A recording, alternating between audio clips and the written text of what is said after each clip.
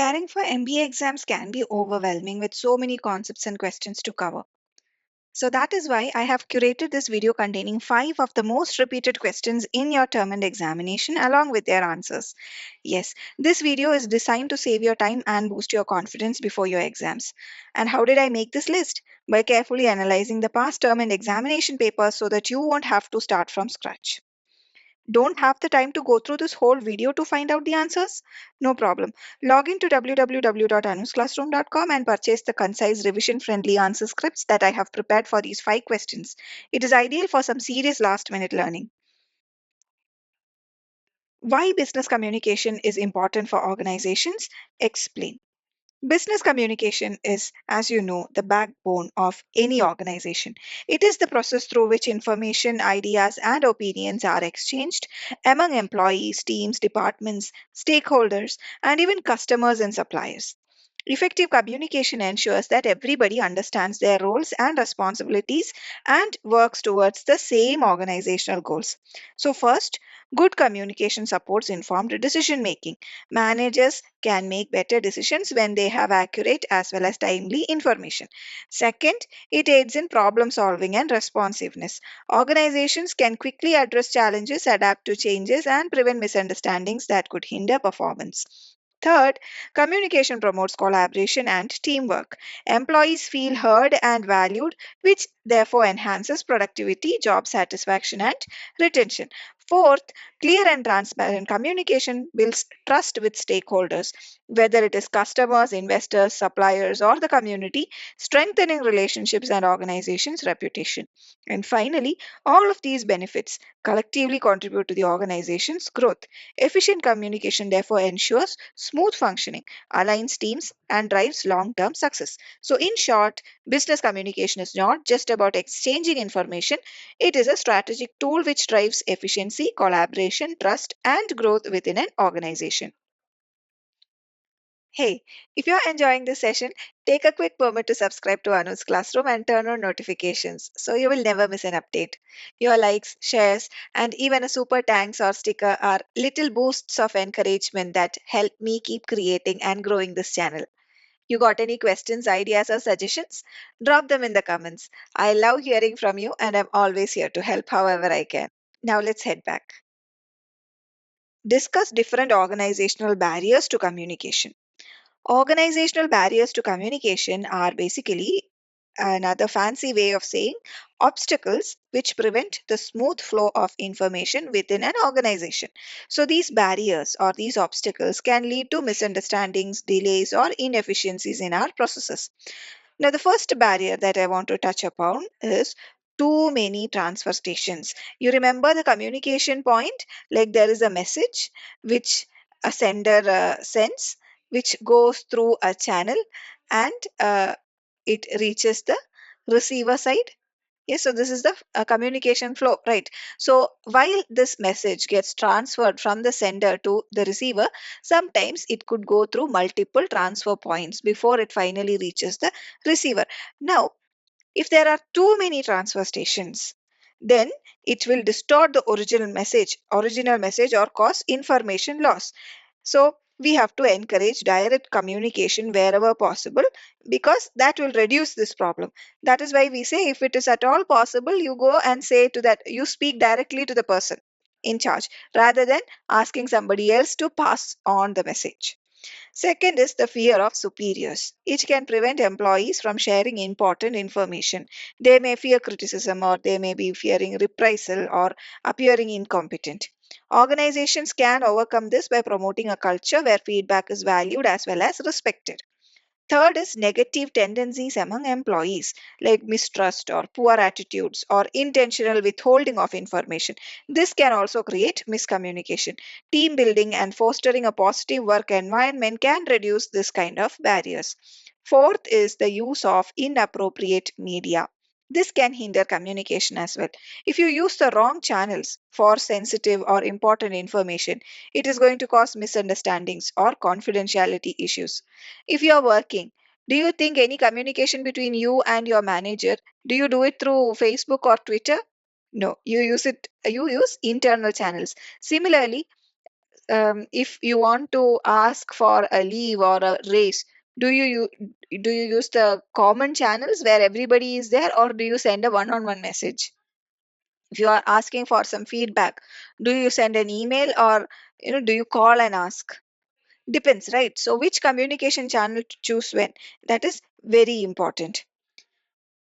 So choosing the right communication medium and following the proper protocols is always very, very essential. Fifth is information overload. This is common in today's fast-paced business environment. Employees may receive too much information from multiple sources, causing important messages to be overlooked. So we have to prioritize channels and manage information flow. This will help mitigate this issue. Like whoever is working, you guys will definitely know, if your company is using Slack or Teams or whatever, you might be part of multiple messages. Plus, your organization might be pushing a lot of their own notifications and things like that. You might be part of multiple, Yammer groups from everywhere. You might, your mailbox might be flooding. Every new day you open your mailbox, there might be at least 20 emails that are yet to be read, of which maybe one might be from your manager or client, and the rest of these things will be notifications from the groups and stuff. So that is information overload in short. One of the main reasons why we stay away from turning on YouTube notifications is also because we don't want to be burdened with information overload. Unless it is a very crucial app like say WhatsApp, or even if they are like very crucial groups in WhatsApp, we mute the channel. Why do we do that? So that we are not overboarded with a lot of notifications, correct? So it is very much happening in organizations as well.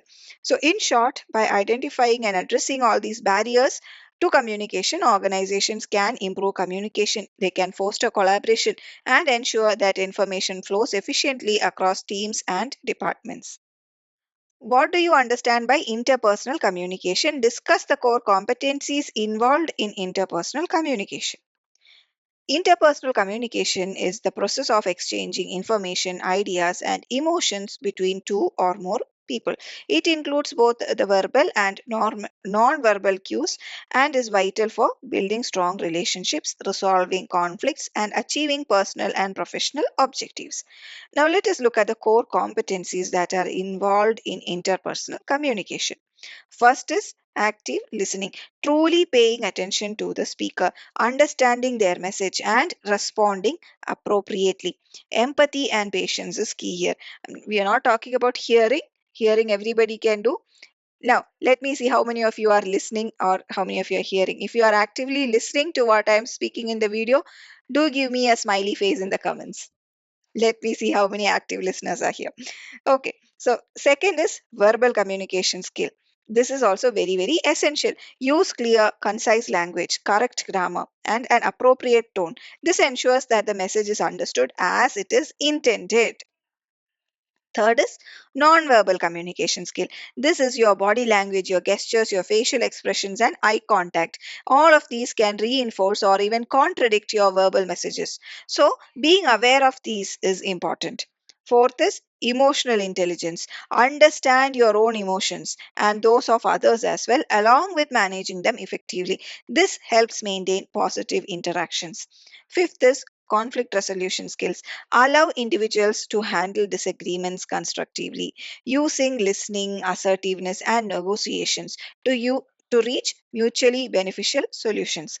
Sixth is cultural awareness and sensitivity. These two concepts are critical, especially in diverse workplaces, to prevent misunderstandings as well as foster respectful communication.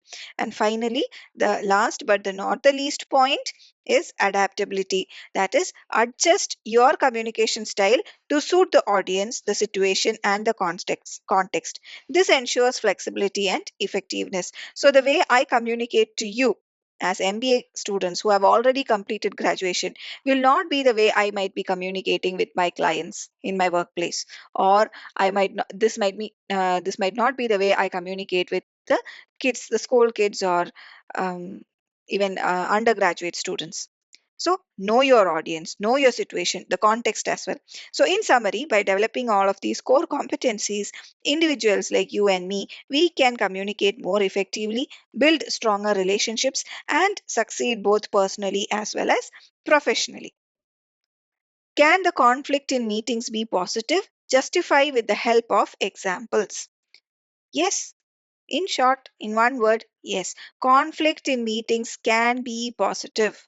How? To know how it can be positive, let us first understand how conflict arises. Conflict arises when there are differing opinions or differing perspectives on a particular issue. This leads to a deeper understanding of the topic at hand and fosters critical thinking among participants. So, this process of conflict and conflict resolution helps individuals challenge their assumptions, seek more information about the subject matter. Now, here are some of the examples that demonstrate how conflict can be positive in meetings. First, let us look at how it is positive in terms of decision making, how it fosters better decision making. As we said, conflict happens when there are differing opinions or differing perspectives on a particular issue. So, conflict encourages diverse viewpoints that will be expressed. This can lead to a more comprehensive understanding of an issue, and this increased awareness will allow us to take better informed decisions and solutions which take into account multiple perspectives. Like, for example, during a meeting about launching a new product, team members with different backgrounds might propose various marketing strategies based on their expertise, and this will all ultimately lead to a well rounded approach. The second example of how conflict can be positive is how it affects motivation. Conflict can be motivating as it actively engages participants in the discussion and encourages them to pay close attention to the issue at hand. So, this heightened focus leads to more creative problem solving and innovative ideas, which can benefit the organization or the project that is being discussed.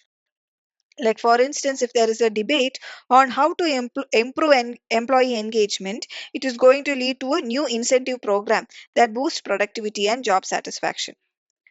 Then it also has its effect on improving communication because conflict in meetings can help participants understand each other's perspectives better by forcing them to articulate their thoughts more clearly. And this improved understanding will lead to better collaboration and teamwork as everyone is on the same page regarding the issue at hand. Like, for example, if there is a disagreement about project deadlines, it will lead to clarification of expectations and clearer timelines for all the parties that are involved. Then comes increased creativity. How does conflict improve creativity? Because it can simulate creative thinking by challenging the participants' assumptions and encouraging them to think outside the box. So, this innovative approach can result in unique solutions which may not have been considered otherwise. For instance, if let's say there is a disagreement about how to design an office layout, it is going to lead to a more efficient and ergonomic space which boosts employee morale and productivity provided it is handled properly. So, in conclusion, while conflict in meetings can sometimes be negative, it has the potential to be positive when managed effectively. And by fostering an open communication, active listening, and mutual respect, participants can transform these conflicts into opportunities for growth, learning, and improved decision making. Define listening. Why is it important for organizations? Justify with suitable examples. Okay, so listening. We touched upon listening earlier also, right? I said I want you guys to listen to my video and not simply hear, and there was a small exercise over there also, right? You remember? For those of you who are just starting to listen now, it was to comment a smiley face. Okay, now listening is the process of receiving, understanding, and responding to verbal and non-verbal communication. So, it is an essential part of business communication, requiring concentration and full attention to ensure the message is interpreted correctly.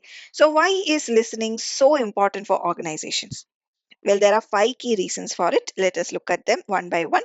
First of all, it helps in building strong relationships. When managers and employees listen to each other, it creates trust. It motivates the workforce. For instance, say a manufacturing company. If the management pays attention to workers' concerns about safety or machinery, it is going to foster collaboration and a positive work environment. Now, the second reason is saving time and cost. Effective listening reduces misunderstandings and the need to repeat instructions. Like, for example, consider an IT company. Okay, consider the developers in an IT company. If they listen carefully to the client requirements, they can avoid errors, saving both time and money. Otherwise, what will happen? You might understand something, the client might be saying something, and finally you will be developing something totally different, which gets scrapped, all sorts of escalations, back and forth calls, messy affair. Nobody wants to be in a war room. Okay.